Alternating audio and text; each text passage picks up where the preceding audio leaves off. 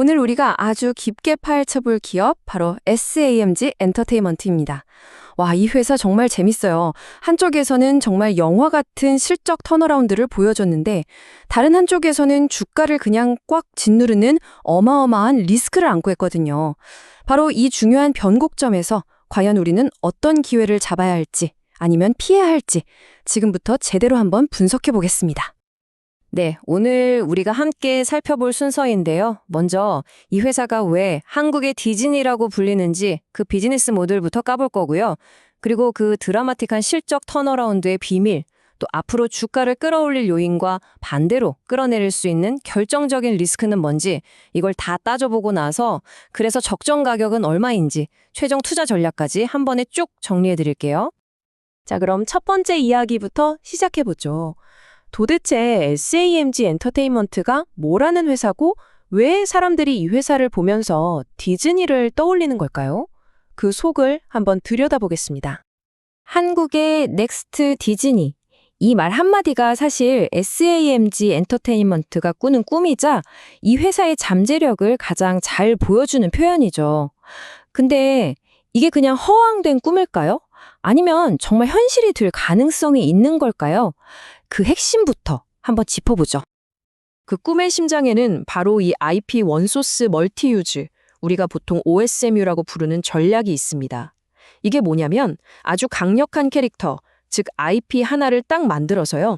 이걸로 먼저 애니메이션을 터트려서 팬들을 만들고 그 인기를 가지고 장난감도 팔고 과자나 옷에 캐릭터 그림도 빌려주고 나중엔 테마파크까지 만드는 거죠. 맞습니다. 디즈니가 세계에서 제일 잘하는 바로 그 방식이에요. 그럼 지금 돈은 어디서 벌고 있을까요?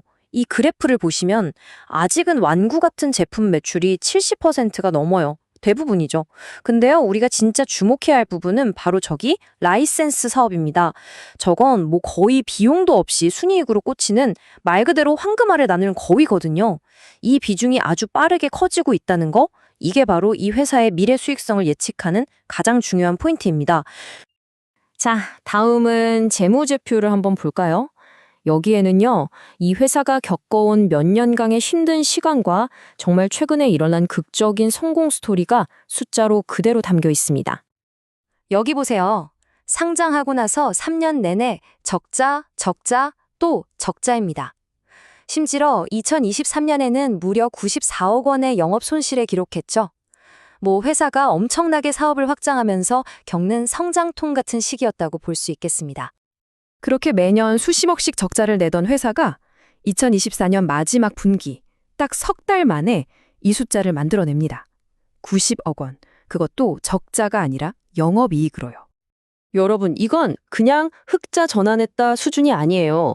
시장의 예상을 완전히 박살내버린 그야말로 어닝 서프라이즈였습니다. 몇 년 동안 계속되던 적자의 고리를 그냥 한 방에 끊어버린 거죠.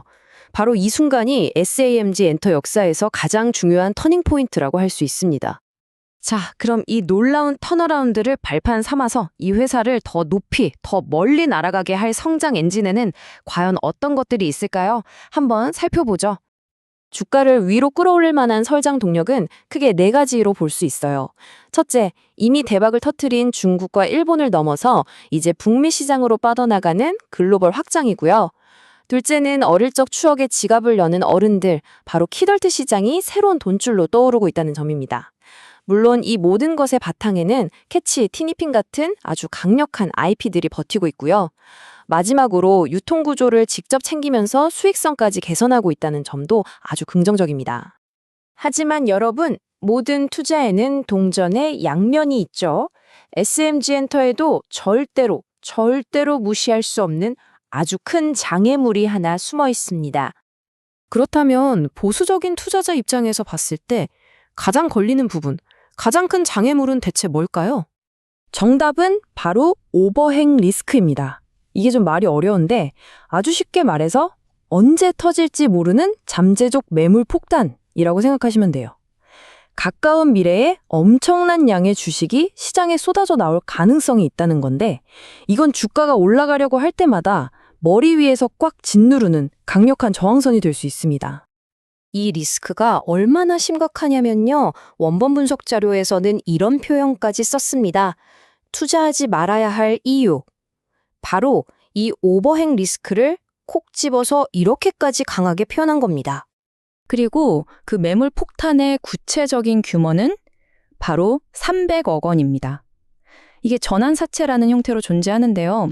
나중에 주식으로 바꿀 수 있는 채권이에요. 그러니까 만약에 주가가 오르잖아요. 그럼 이 300억 원어치 채권이 전부 주식으로 바뀌어서 시장에 한꺼번에 쏟아져 나올 수 있다는 거죠. 그야말로 거대한 잠재적 폭탄인 셈입니다. 자, 그럼 이 엄청난 성장 가능성과 동시에 존재하는 이 거대한 리스크, 이 두 가지를 모두 고려했을 때 시장은 이 회사의 적정 가치를 과연 얼마로 보고 있을까요? 분석 보고서는 크게 세 가지 시나리오를 제시합니다. 가장 좋은 시나리오, 즉 이 오버행 물량이 시장에서 잘 소화된다면 목표 주가는 6만 5천 원까지도 가능하다. 하지만 보수적으로는 3만 5천 원에서 4만 5천 원 사이에서 한동안 갇혀 있을 수 있고 최악의 경우엔 2만 5천 원까지도 떨어질 수 있다고 보고 있습니다.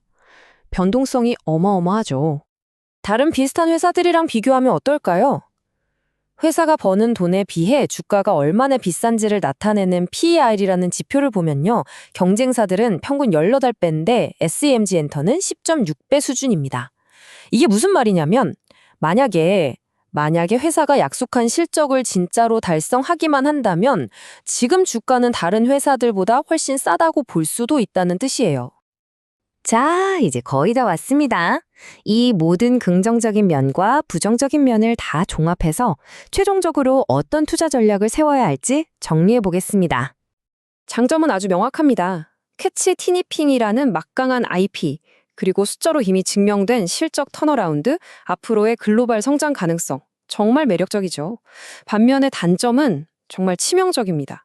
300억 원짜리 오버행 리스크와 그로 인한 주주가치 희석 우려, 그리고 여전히 높은 부채 비율, 이것도 무시할 수 없죠. 그래서 분석 자료가 내린 최종 결론은 바로 관망입니다. 영어로는 홀드죠. 성장 가능성은 정말 높게 평가하지만 저 오버행이라는 리스크가 너무나도 명확하고 크기 때문에 지금 당장 매수 버튼을 누르기보다는 이 매물 폭탄이 어떻게 처리되는지 그 과정을 지켜보면서 기다리는 게 현명하다는 의견입니다.